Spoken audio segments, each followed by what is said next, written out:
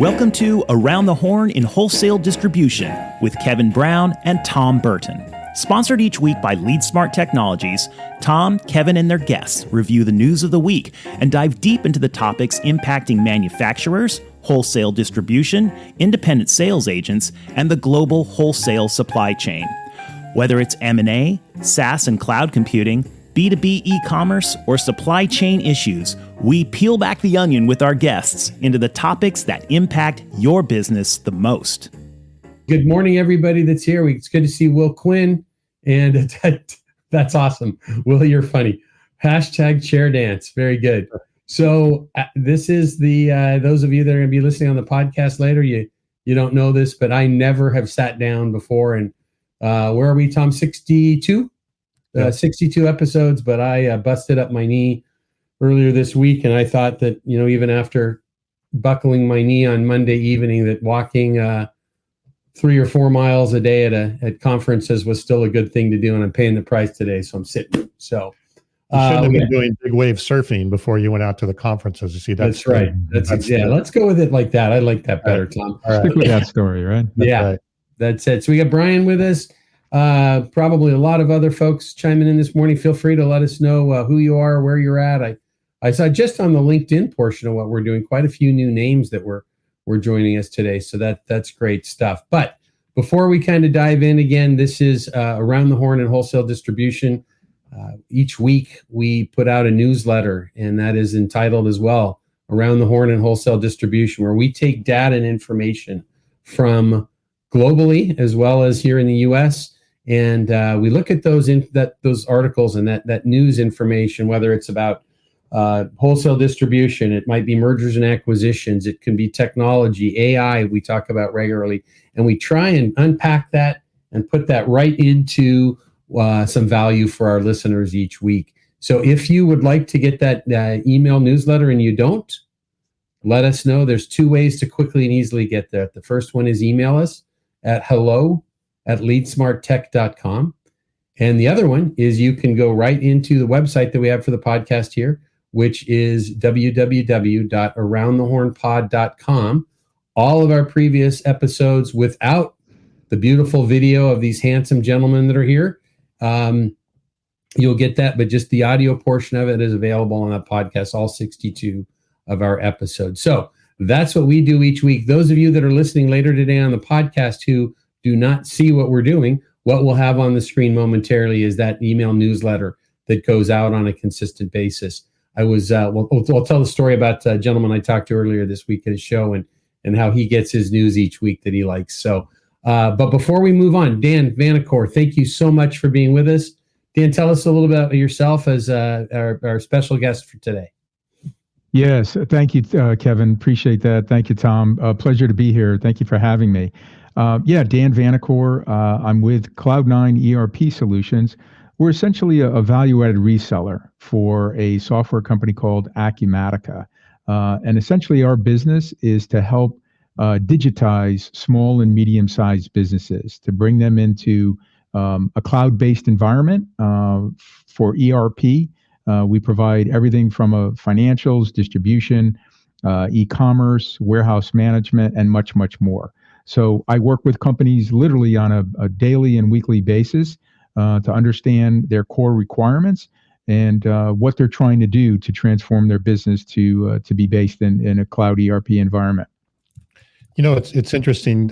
Kevin and I were both at the Net Plus annual meeting, and I know, Kevin, you were at another AD meeting as well, but I had a lot of conversations this week with distributors in particular who were very, concerned about their ERP, and not so much about just what their ERP is doing, about the quality of the data, and are they going to be able to leverage that ERP data to drive AI, to drive integrations with other products. And I've never seen in the time that I've been going to shows and talking to people that sort of, concern, if you will, that I saw this last week. I think there's a real awareness now of the importance of not just the ERP capabilities and functionality, but how do we leverage and utilize that data throughout the organization? No, I couldn't agree more, Tom. I mean, one of the key themes that we hear all the time from customers when we start to engage with them is the lack of information in the data, or that the data is so spread out among different disparate systems that it makes it very hard to bring it together, consolidate it, and be able to make, real-time business decisions. And, you think of the ramifications of that when you're competing in a global market in many instances, having that data readily available in one integrated ERP it's mission critical today. And you're exactly right. That's a common theme we hear among customers on a daily basis, the lack of good, solid data that can also be shared across all the organizations and everybody in the company. Right. Well, I think the plus side, and we can get into the news here, but I think one of the plus side is that, Kevin, we've been talking for months about the importance of data in the organization and caring about your data. And I really did start to hear years. I just started to hear that in these conversations. It wasn't just about, well, I have to have this functionality. It was all about, but I have to be able to use this data and have good data. And, how is this going to work with AI and all of those types of things, which were not conversations I was hearing even 6 months ago. So, and moving to the cloud was, a big theme at both of the events we were at as well. I thought that was really great. In fact, I had a discussion Sunday evening with a distributor that was at the Net Plus event that we were both at. It was a busy week, Dan. We left Saturday, met up in Denver for the Net Plus Alliance buying group meeting. Fantastic event, just great human beings. They're running it all. They put on a great technology session where we had an opportunity to present as well on digital transformation on Sunday. And then I left on Monday midday to go to Affiliated Distributors pipe, valve, and fitting and plumbing event in Phoenix. And so a great week of events. Next week is the 80s electrical event in Dallas, and we just keep moving. But I was having a discussion after. In fact, Tom and I split off. Tom headed back to his room, but I ended up having a drink in the bar later in the evening with a distributor who is just getting ready to get their head around cloud solutions. And, most of the, what we'll call point solutions that they have, maybe it's a data analysis tool or something like that, are cloud-based, but they have no CRM, although they will soon, and customer intelligence solution. But I believe they said they spent $60,000 last year on new servers. And they're looking at just walking away from that because they're seeing the value and the need to get to the cloud. Yeah, again, another great point, right? We talk to companies all the time, right? That, make different products, or, they distribute, let's say, HVAC, plumbing supplies. I mean, they're in the business of plumbing and HVAC, right? Mm-hmm. They're not in the business of IT, right? And so, to your point, Kevin, there's a big thought process around, is the investment in servers and hardware and software really timely anymore? And does that make sense if that's not our core business? Let the experts do it, the cloud ERP experts do it, manage, in a SaaS environment, and let us focus on our core business of, whether it's, a wholesale distribution or manufacturing, whatever the case is. So yeah, there's a big shift towards that. Absolutely. And I think that's an interesting point, right? I was actually on the phone with it. And this is, what I love so much about our business is, every day we're on the phone with distributors and off and on manufacturers as well. And in this case, I was talking to a distributor yesterday, and he was talking about the expense of moving to the cloud for a smaller company. And, we didn't have time on our call to get into it. But I think when you start looking at total cost of ownership, right, and maintenance, and, I always joke, thinking about, Judy or Joe that has to walk down the hall a couple of times a day and open the closet up and make sure the little green lights are still flashing on the servers. And, and then you've got to bring in that outside third party if there's a hiccup with things. And literally I was talking yesterday to a distributor, and he's going to accelerate over time to the cloud. But right now, he was looking at our cloud solution and still wanting to think about how he could make an offsite backup. It's okay. Right. Nothing wrong with that at all, right? But when you think about the advantages that come from cloud-based systems, you look at the total cost of ownership versus, apples to apples versus starting to look at apples and oranges, it becomes very attractive. Absolutely. And one of the things we're trying to do a better job of up front is before we even show one screen or, of the software and get into a demo, is to really kind of do the due diligence up front. Sure. and understand with the customer, where are you feeling these pains in the business, and how do we quantify them so that you have kind of an idea in mind of, let's say, over 1 or 2 years, the savings that you can incur, so that when it comes time at the end of our sales cycle to actually move forward with the software, right, there's a cost justification versus, oh my gosh, I'm looking at this outlay of cost versus what am I going to be saving? So I think there's a lot to be said for that today. All right. Well, let's get into the news here.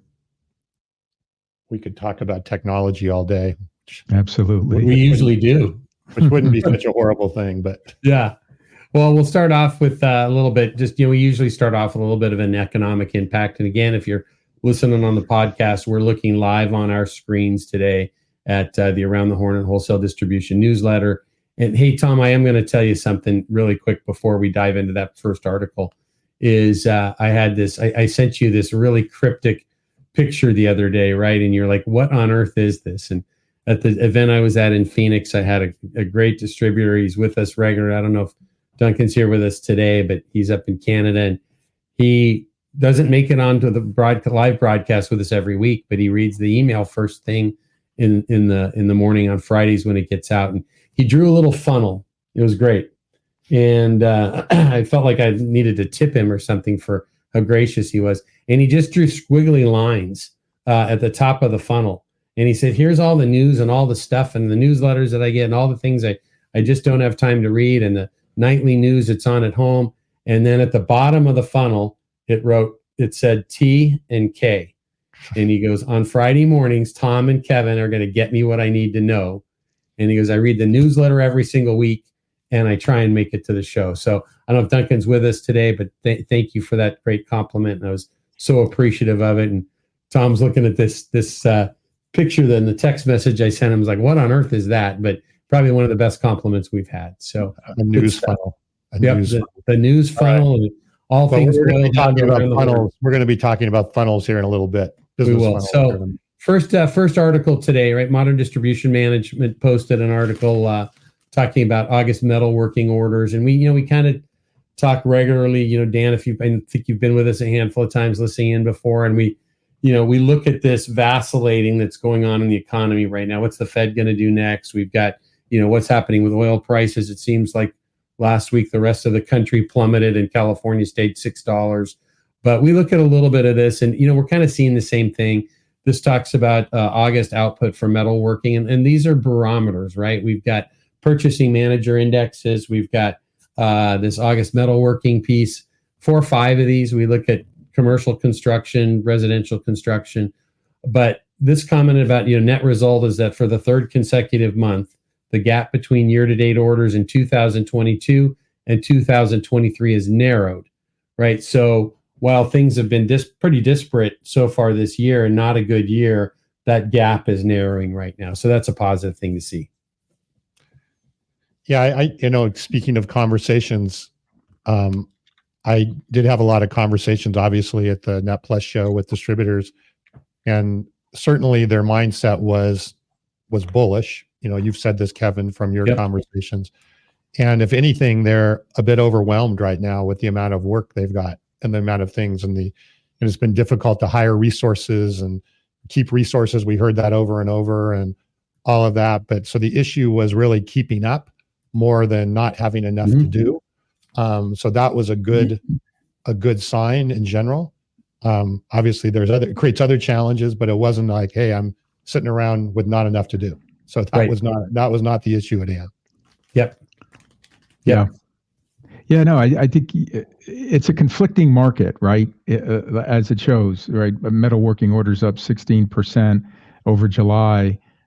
So demand continues to remain strong in the economy, but yet the Fed, is, very focused on, raising rates and looking at the market and so forth.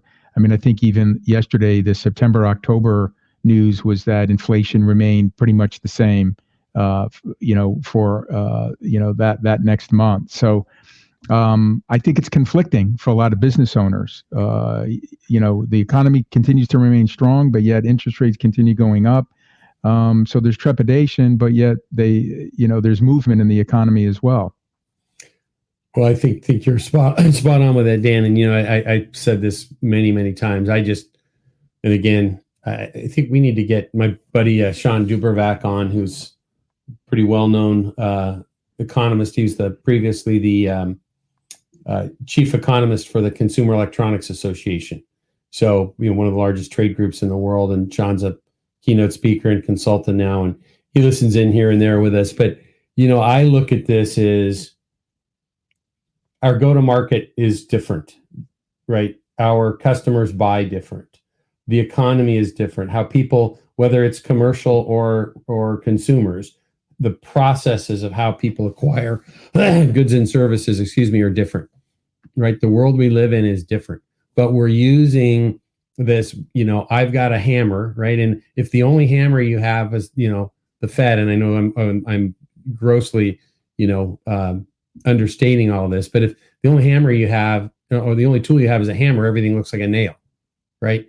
So now it's like, okay, well, if our fix, because this is the way we've done it for the last 90 years or whatever it is that we adjust rates and we don't look at all of these other things in the economy.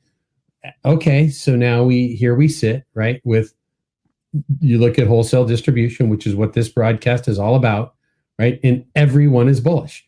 Maybe, and we commented on this, I think last week, right, with Lindsay, Tom, that was with us, is that, maybe some people aren't going to do as much hiring as maybe they would like to. Maybe they're going to hold off on a few things, or, maybe they're not going to build that new building this year, but their businesses are strong, right? And yet we've got this sentiment out there that is based on, I don't even know when the whole concept of 2% inflation and what the Fed was going to do. I don't even know when all that started, but the world we live in is just hugely different. And it seems like there might be some models that could be adjusted that really would reflect what's happening in the market, because Wall Street doesn't care, right? People are just pushing ahead in the markets. And then we talk about the customer bases that we talk to on a day-to-day basis. It's like, maybe there's a better way to evaluate this stuff. I'm sure there's a better way, but I think the best way to evaluate is just keep observing, and be cognizant, and don't get caught up in any one little soundbite along the way. Are you suggesting, Tom? Are you suggesting that I might not be hearing from Jerome Powell with wanting to talk about my ideas? No, well, he's going to be on in a couple of weeks, right? Okay. We're having him on in a couple of weeks to talk about rate hikes. So yeah. All right, let's move on. That's great. Yep. So, hey, we talked a couple of times in the last few weeks about the leading up to, and then now we're deep into this auto workers strike. We'll can kind of move on this fairly quickly, but it looked like things were getting better with this earlier in the week, right? And last weekend, and looked like there were some opportunities there. But then Wednesday, 8,700 more workers, off the job at Ford's most profitable plant. I think the article said, what was it? 25 billion per year in revenue comes out of that one plant, right? So they've hit them at their core. They're saying, we're hitting you at your core. And boy, it would be great for us to see this get taken care of soon, because we're in that place now where it's impacting lots and lots of other businesses. Yeah, and I think the thing today too in the U.S., and it's been this way for a long time, is the short-term view, right? Quarter to quarter to quarter, mm-hmm. right? And the decisions you make based on quarter to quarter versus years out are vastly different, Kevin, to your point of, having a bigger picture, a broader picture of, where things are going. And that takes visionary leaders too, and strong leaders to be able to, weather the short-term noise, if you will, like you said, Tom, and the media and everything today. And I think having, and again, a lot of pressure when you're a publicly traded company to perform quarter to quarter. So it's hard sometimes to, buck that trend. But I think in many instances, that short-term view sometimes does more harm than good overall. Well, that's an interesting point you make, Dan, because we talked about this a little bit in, I think it was last week, might have been the week before, but I think it was the chairman of our CEO of Ford talked about, the level that this is at now being grossly irresponsible.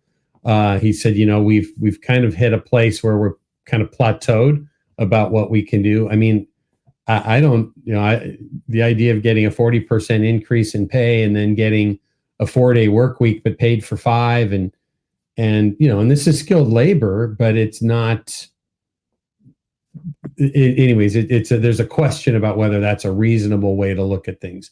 But his point now was that, that move that just happened with these walkouts and the discussion of the additional ones, he said it puts a dozen other Ford facilities at risk, as well as parts supply plants that together employ 100,000 people.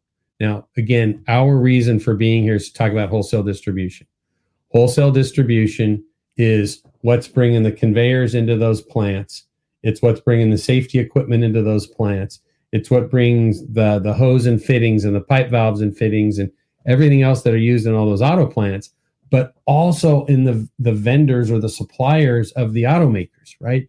So you've got, Ford does not make, nor does GM or Stellantis, they don't make seats. They don't make steering wheels. They assemble them that come from another company.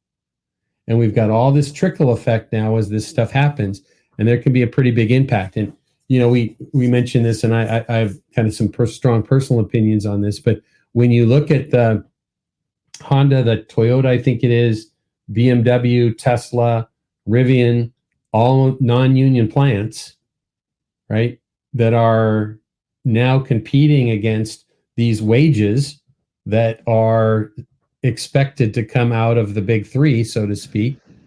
Can they still be competitive? Will there still be a Ford in 5 years?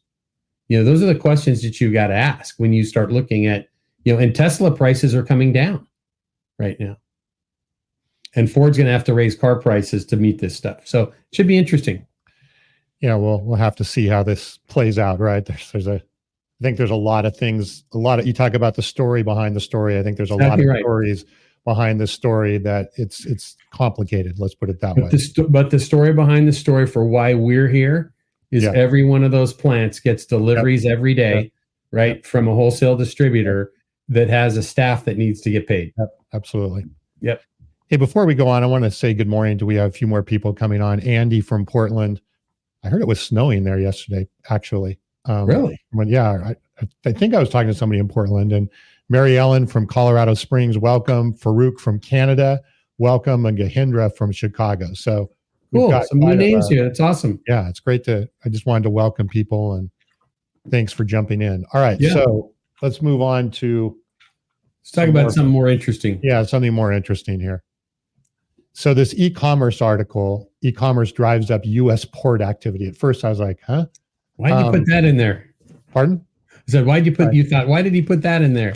No, but basically what he's saying, right, is that e-commerce is basically, as the growth of e-commerce, right, is causing more and more shipping, more and more logistics, all of that. But the thing that I really liked about this article, it wasn't so much about the fact that there's more shipping or more, shipments that are happening, but the expectations by people that are expecting an experience with their shipping. And the quote in there was, people are expecting to be able to track their shipments the way they track their Uber. And, we've talked about this a lot on the show, right? Is that consumer experience is driving business experience expectations. So it's really, really interesting to see, again, another example of something that we do as consumers with Uber or whatever the case may be. Now, as business people, we're like, well, hey, we want that for tracking our deliveries and tracking our whatever all the way along there. And I thought that was an interesting take on the point. Well, and that's why I dropped that article in, right? It is this, we talk about this constantly with our customers and really philosophically, right, with our technology that we make at LeadSmart with our Channel Cloud CRM and customer intelligence solution, right? It is about improving the customer experience. it really is the reverse of how other companies use CRM. Typically, CRM is going to be big brother, right? Let's get our guys to follow up on their leads and type in their sales calls. And our view is right the reverse. It's like, let's flood those people with great information that will enhance and change the experience of the customer. And that customer intelligence solution now enables us to enhance the customer experience. Customers with an enhanced experience buy more. Salesperson gets more dollars in their pocket, loves using technology. Leadership gets more data than they'd ever wanted about what's going on, right? So it's this beautiful circle. And we talk about this constantly about the experience and customers. Tom, you kind of follow this stuff closer than I do. What's the most recent number? Has Gartner or Forrester come out with anything new recently about the percentage of millennials as B2B buyers? Still 50, high 50s? Between 50 and 60%. Yeah, between 50 and 60%. Yep. So different buyer has different expectations. And now we're talking about logistics companies looking at this and saying, wait a minute, you know what? We need to integrate software and technology into our organizations that will allow us to really see real time, not, clicking on the FedEx tracking number that says, out for delivery. No. But deep data. Right. And seeing the little thing move, right? See your ship move or your train move or wherever it's going to be on those things. And it's just what we expect.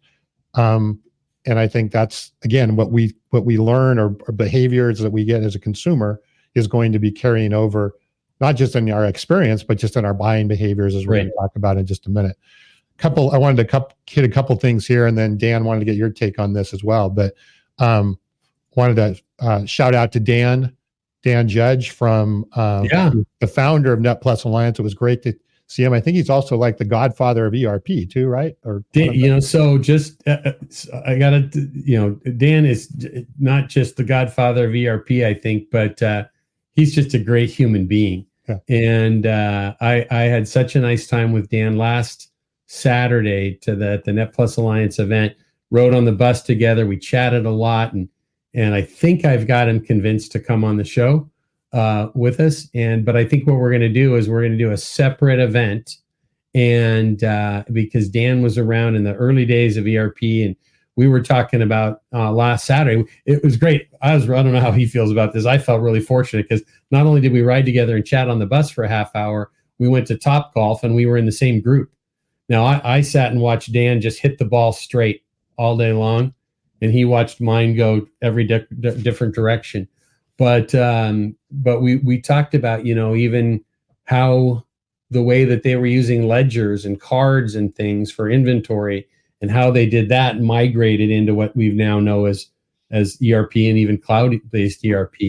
And then, Dan was around in the very early day of trade associations and buying groups. So I think, Tom, what the hope is if we can, convince Dan to join us, is that probably towards the end of the year, we'll do a bonus episode. Okay. And we'll have Dan on and the evolution of ERP. It'll be a history lesson on ERP. Yeah. And I wanted to also spotlight Andy's point here, is that, which I didn't realize, is that prices are really dropping on freight. And I assume that's probably related to one of the conversations we've had in the past, is that inventories and everything are up, warehouses are full, all of that stuff. So there's less stuff needing to come across, combined with some of the reshoring and some of the other things. So, but that's good. The experience is there. Dan, any take on this one before we move on? Yeah, I wanted to comment on the e-commerce piece too, because that always resonates. I think of Mark Cuban's words when he says, time is our biggest commodity nowadays, right? Right. And we got to buy a jet. Yeah, right. Exactly. So I always equated both from a B2C and a B2B perspective. As a personal consumer myself, if I can go on Amazon 95, 98% of the time and order my products and track their shipments, then that gives me more time to go play tennis or go take a walk or spend time with my wife. And it's no different than in the B2B world as well, right? If you're enabling technology the way it should be, you're freeing up more time, right? Yep. You're reducing the redundancy and manual processes that we've all, been encumbered with. If I could free up that time to spend more time customer facing or doing better jobs of, marketing my services or getting in front of a customer, then I've justified the cost of the product or the technology because I'm able now to take, that time or those hours in more productive ways. Right. Absolutely.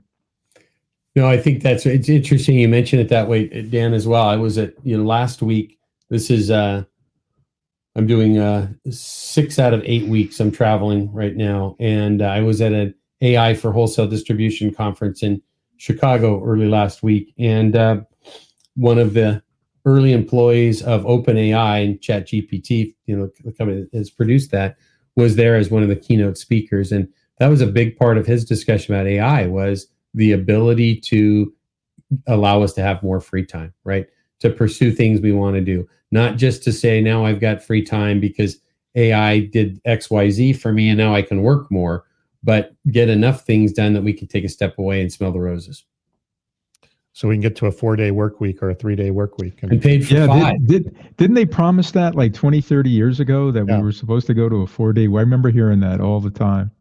Well, you see so much of that, right? But it's the 4/12s, right, that you're doing, as opposed to the just a 4-day work week of a 7-hour day. And yeah, so I'll let you know if we ever get to that point at LeadSmart Technologies. That'd be awesome.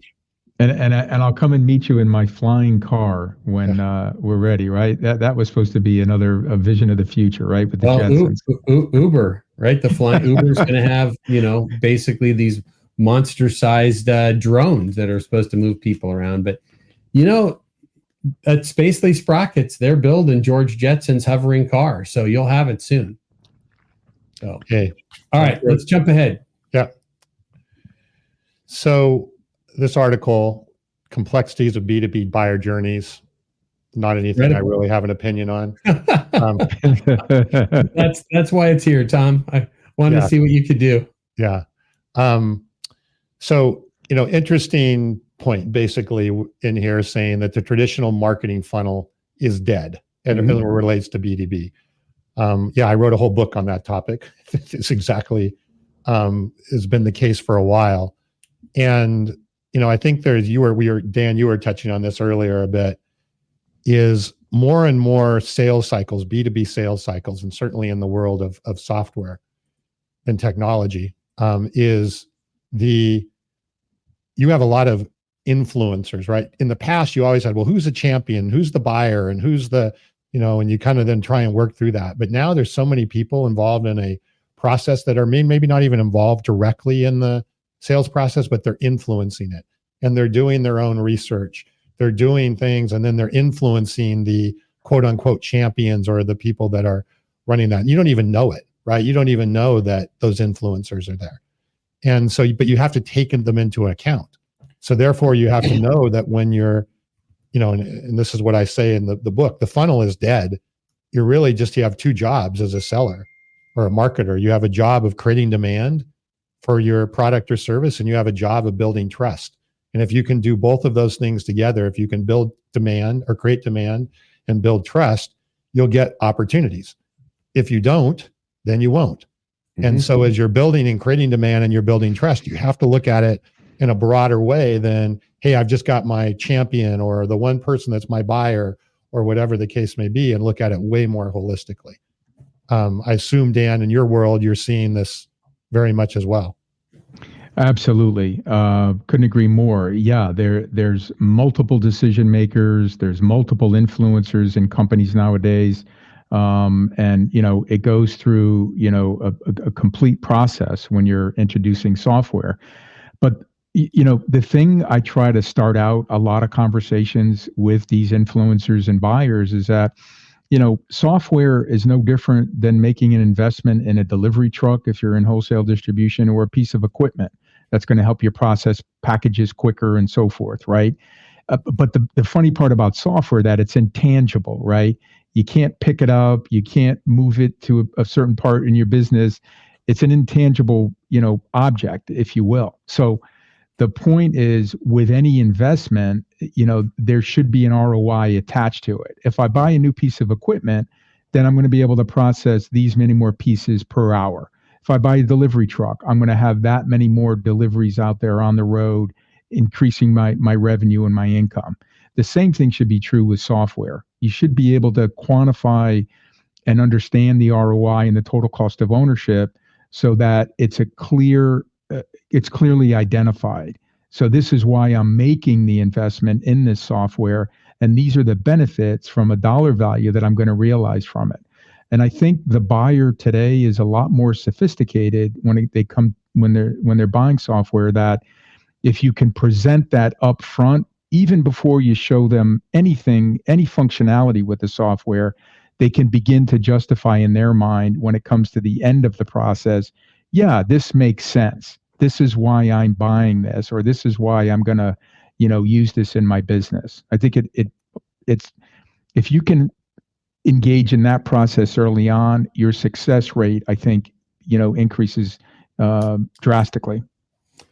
Good. I like that. So, this article was, and we've got to remind ourselves all the time here, we need to talk about where this article came from, because the biggest percentage of our listeners are on the podcast now. And so this was from Marketing Week magazine. It was called "It's Not Customer Centric, a B2B Brands on Why an Alternative to the Funnel is Needed." And what triggered for me was, and it's a little bit along the lines of what Tom was saying, but the article mentioned, B2B buyers' journeys are not linear. They're complex, they're changing, there's multiple people involved, and they don't happen on the fly, right? So we would like to think historically, well, here is our flow, right? And I mean, we even do this at LeadSmart, right? We have, our discovery calls and how we would like people to go through our process. And, they always say that if the customer isn't in your process, and it doesn't matter whether you're selling a hard hat or a piece of machinery or a piece of software, right? If the customer isn't in your process, you're in their process. Well, that's what's always been said. I think there's somewhere in between where you both can end up being a little bit in each other's process, because most of the time your customer actually doesn't have a true process. But I love this, that it said, these aren't linear. We'd like to see that we go from all of these stages in a nice, timely manner, but it's just not how things work, especially, with a modern buyer that is very different than what they've historically been. It's not a linear process, it's an evolutionary process, meaning that, again, in the early stages, you probably don't know a lot about each other. There may or may not be demand, there may not be trust, but over time you want to evolve and move the buyer into more demand, into more trust. And no, it's not a linear A to B to C process. It's a whole series of things that come together. On top of that, right, as we all know, is that people are risk averse. And so you have to be able to also really help build that confidence that, hey, of course, any purchase got risk associated with it, but the risk or the reward far outweighs the risk. And as the seller or the person doing that, is that you're there to support that. And I think that exists whether you're selling software or big equipment or any equipment. All of those things, still apply. And I think to your point too, Tom, those have to be reminded throughout the whole process, right? Because the sales cycle can take 3 to 6 months, but it's easy to go from the beginning of that process to the end. But if you don't keep the goals and the objectives in mind throughout the process, it could kind of get lost in the shuffle along the way. Yes. And I think, early on, I found that, again, if you want to be believed or looked at as the trusted advisor and the guide for what it's doing, is your point. Yeah, you have to be able to not just talk about ROI, but can't, articulate why the ROI is there. But I think people more than ever are looking for a lot of the things that we just talked about earlier in the show is where is the market going? Where is the world going? How can I be a part of that? They don't know that. That's not the world they're in. And having that, guidance in that direction also helps that as well and build that trust. And if you can do that across more and more of the organization, therefore you can not only influence your main buyer, but also the other influencers that are part of that as well. And those are hard conversations too, because a lot of companies don't want to be forthcoming with gaps or weaknesses in their business where they're losing money. It's a hard thing to address and come to the forefront with. So it's something you have to approach delicately and work with them as best you can, and to build upon it and not expect them to have all the answers right away, because it's a learning curve for both parties, the buyer and the seller. I think that ties in, nicely as well as, there's so often, and again, this doesn't matter what you're selling, right? The three of us here happen to be involved in technology, but most of our guests that are with us today are on the distribution side of things, right? And it makes me think about, how important it is to know all of the people in the process too, because I think constantly about, a question that I need to ask when we're talking to potential new users of our technology is, is this a committee? Is this a process? How does your process work so we can adjust and encourage and coach and guide? And it's no different than, if you're selling conveyor belts into a factory, right? There are different buying authorities within there. It's really common that you'll see, and I was in sales management and wholesale distribution and leadership for many, many, many years. Is, you can ask the sales guy at that factory, who are the buyers? And he says, oh, I got this great relationship, with Judy Jones. Great. Well, how many other buyers are there that could pick out one of our other commodities that we sell? Right? We just miss this because we don't understand, and we don't understand how they're going about things. And that was no different in 1989. Right now, we have these buyers that are going on 4 different websites, maybe even putting in how they're going to buy, your solution into ChatGPT or another tool, getting that data coming back to them. And this is that buyer that, yesterday took his girlfriend on a date in Uber and ordered DoorDash for lunch today, and is looking at your product category on multiple websites. And he's going through his process, and it's not linear to this point, right? He's going through his process, and we don't even necessarily understand it unless we ask the right questions. And again, it doesn't matter what you're selling. I call it the 3 Ds, right? The delay, defer, and detain, right? You start to engage in this process, Kevin, like you're talking about, with the buyer, and everything, is going along as planned along the sales cycle. But then unforeseen things happen that maybe you're not aware of, and maybe they're not communicating it, and you're still kind of going down the same path. So a lot of times in the beginning of the sales cycle, I say, look, if at any given point in this process, something is going to take precedent, or there's going to be a shift in direction, let us know sooner rather than later, because we could pause the process and re-engage with you, let's say 3 or 6 months later. Because if that's not communicated and there's not transparency, then me as the seller, I'm going to continue pursuing you, not knowing that your priorities have changed. So, I'm a big boy. If you tell me, hey, you got to hit the brakes, I'll hit the brakes. But I'd rather do that than constantly, trying to call you and get on your calendar and so forth. Well, that's funny you say that, because then that impacts your own pipeline, right? So exactly. Better to know, right, and move someone to the previous stage of the pipeline, or leave them where they are, right, than be thinking you're going to move folks ahead. And we do that, something similar to that as well. But I think the key, right, is this article, is back to buyers are changing, high expectations of experience. It's not a linear process, right? It's going to take some hiccups and move and multiple people involved, but understanding that is key. And, I just look at it, back to the idea of, that, and it's so interesting, right? So many of our customers within, whether they're in pipe, valve, and fitting, or plumbing, electrical, HVAC, their salespeople get up in the morning and put on a pair of boots and get in a pickup truck and go to construction sites oftentimes, right? Doesn't matter whether you're selling SaaS software or you're selling, fire sprinkler pipes for a hospital. That buyer is changing, right? And that's what we have to get our head around. And we need to prepare to change how we do things as well. Dan, what were those 3 Ds again? Delay, defer, and detain. And is that sort of like a ground rule that you try and establish with a customer or a prospect early on, that, hey, if you have any of these 3 Ds, please let me know so that we don't end up out of sync? I think that's a great little tool that anybody can use that kind of can help set some common ground.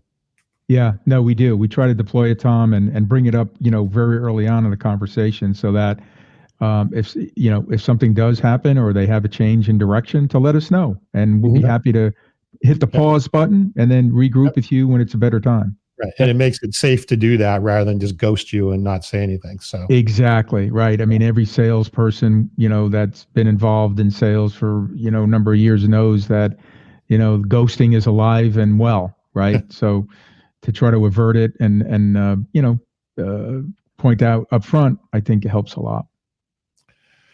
All right. So a little bit, let's do this tech talk piece briefly here. Tom, this one's an article about customer data is king. We talk about data. We talk about dirty data. We talk about this stuff all the time. This was an article that talked a little bit about collecting customer data, doing it safely and legally as well. I think it was pretty basic ways. I think things that people are doing now, but I think it was a good article to kind of, if you're in marketing, to look at this and go, okay, am I following the right legal policies and so forth and getting that data? Am I properly using that data based on what I told the customer or the prospect that I would be using it for? How to collect it, whether you're collecting it on web forms or emails or whatever the case may be. So, and I do think that, again, as we start to look at data as this fuel, right, for AI and what we're doing, really having more provenance on where your data is coming from, having more, understanding of have I collected that data properly? Am I going to have a problem potentially? I think as the data becomes more and more valuable in different places, it is more important to possibly have more prudence on how you're going about that and being aware of it. I know a lot of companies don't have a lot of prudence on where they're getting that data or how they're going about it. So isn't that for sure? It brings it brings up kind of a question for me, and this is maybe a little bit off topic here, but Dan, if you have some background in this, dive in as well. But Tom kind of owned or was partners in a digital marketing agency for a while before we started LeadSmart. And I look at the GDPR and that the EU has, and that governs electronic communications in Europe or EU countries, and we don't have anything like that in the U.S., right? We got California's done their CCPA, Virginia has something, and Colorado has a Privacy Act. But I live in California. I don't know anything about California's CCPA. I hear about GDPR constantly. I don't hear about this state thing, and we don't have anything global for the country. What do you think is behind that, Tom? I just don't think it's enforced, and it's just spotlighted as much as it is in some of the other areas. That's all. But I mean, you would think we would have something more restrictive, more structured as a country, right? Like you're looking at with GDPR, because GDPR is pretty structured and rigid, and the fines can be crazy for doing bad things. And I don't know about you guys. I've probably had at least 3 spam text messages this morning, right, with things, and things are just getting worse in that setting. Now with AI coming into things, it's going to be that much more. So it's intriguing to me, because you've got the U.S. government looking so closely at Meta, Apple, Google, right, wanting to engage closer with them, maybe even apply some regulations with them, but we have nothing nationally from a data standpoint. Yeah, and that may or may not come as part of all of this. I think that we've talked about this before. If you look at data and you look at how you manage your data through 3 places: privacy, meaning who should have access to see it at all; security, right, as to who should, even if it's not private data, who should have access to it and who shouldn't; and then integrity, which is where did the data come from? And I think that's is that data actually true data? Is it factual data? Is it just somebody's opinion? Is it something that somebody made up, right? We have to be able to have some awareness of that. And I think even going back to what we're talking about with ERP and transactional data and so forth, right? What data is, private? What data do we need to secure? And what's the integrity of that data if we're going to use it to fuel other things that are down the line? But yeah, who knows what's going to happen on all of this as we go forward. Good. Well, thanks for that, Tom. And, as we kind of wind this down now, we've got our segment that we have each week. And again, if you're listening on the podcast, we're on our screen here. For those that are live with us, we're looking at a newsletter we send out every week. If you don't get that newsletter and you would like to, Comes out early every Friday. It's early for us here in California. Email us. It's hello@leadsmarttech.com. We'll get you signed up for that, or go straight to www.aroundthehornpod.com. You can see all the previous episodes there. Beautiful picture of Tom and Kevin. And you can sign up for the newsletter there and you would get that. So each week we have a feature called Industry Scuttlebutt. A couple things going on out there. Some interesting partnerships with the DPA, which is Distributor Partners Association, I guess it is, buying group. Partnered up there, industrial and safety, partnered up with an auto parts distributor. That's kind of interesting stuff. We usually post something here about Fastenal and Grainger and the other MSC and the other publicly traded wholesale distributors. Fastenal having a solid quarter. But the last one here kind of talked about Smart Equip and building an e-commerce venue or their own marketplace. We are talking more and more on a consistent basis about marketplaces and not just Amazon, but vertical specific marketplaces, and marketplaces for chemicals. There's marketplaces for many different products, and we're going to continue to see more of that. And if we're in wholesale distribution, we need to be prepared to participate with those marketplaces. So any thoughts on those articles at all from you guys? No, I think just kind of, again, aligning with a lot of the stuff that we've seen, and obviously B2B e-commerce isn't going away. Yeah. Isn't going to get less. So good. So two last things. We've had a special feature this week. Industrial Distribution does their big 50 top industrial distributors in the country there. Andy Mitchell from Mallory is here with us, and Mallory certainly plays into that. They're moving up higher on that list every year. That's if you're in the wholesale distribution world and anything related to industrial safety, keeping an eye on that list is good. Some of the usual suspects there, but sometimes some people move up on that list that might not be recognized as well. So we do a feature each week as well in the newsletter. Again, this one's called A Good Read. And this week it's the Microsoft CEO, Satya Nadella, says, what separates successful people from everyone else comes down to two words.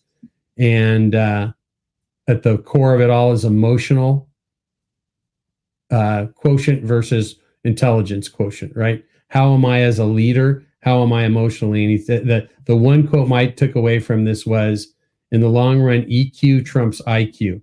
Without being a source of energy for others, very little can be accomplished. So usually in this segment in the Good Reads, we're talking about something related to leadership or personal development.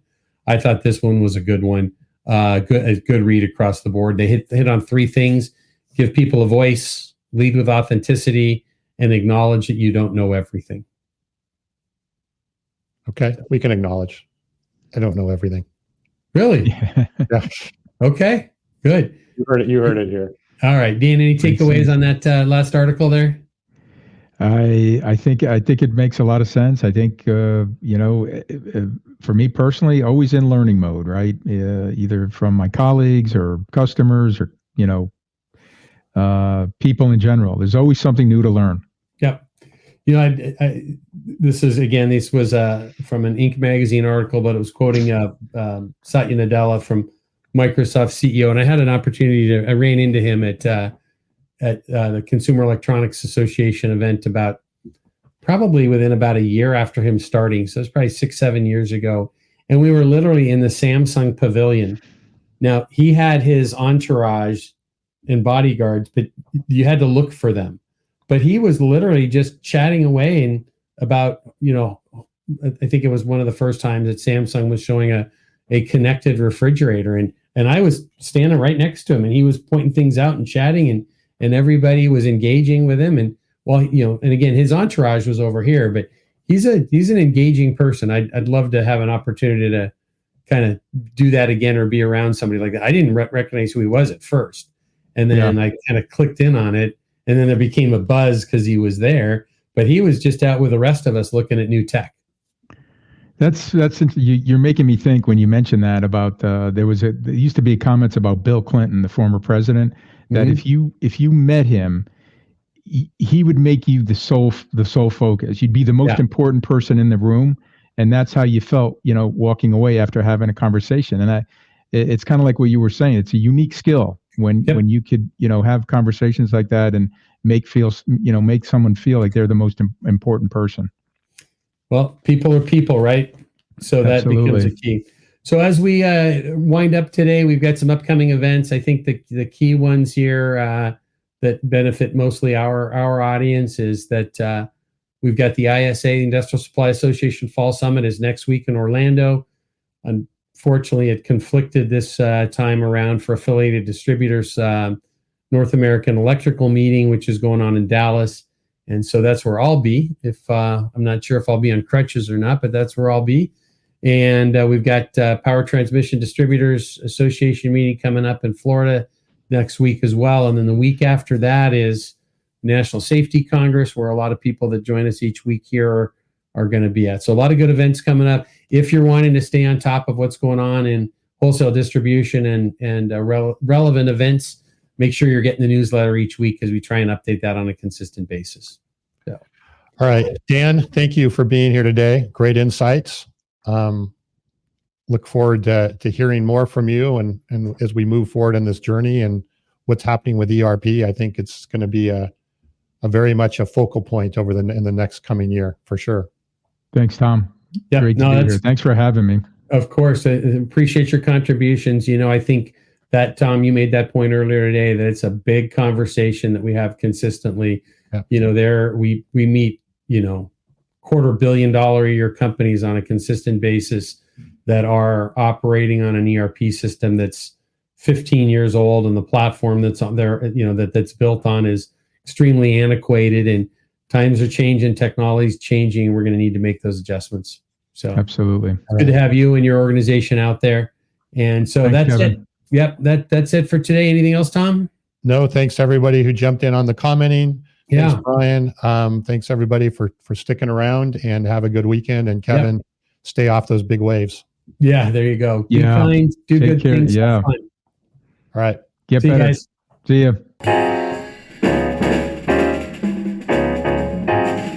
We hope you enjoyed today's episode and our guests. Each week, we try our best to dig into the topics that are impacting your business. So please reach out to us and let us know how you think we can make the show better, or topics you'd like for us to tackle or talk about more often, and even guests you'd like to see join us. We're looking forward to bringing you next week's session, and hope that until then, you stay safe, stay focused, and do great things. If you haven't already, please subscribe to the podcast and leave a review to help others in wholesale distribution get access to the conversation. And finally, please check out our sponsor, LeadSmart Technologies, and their manufacturing and wholesale distribution industry CRM, customer intelligence, and channel collaboration platform. That's LeadSmart Technologies at leadsmarttech.com.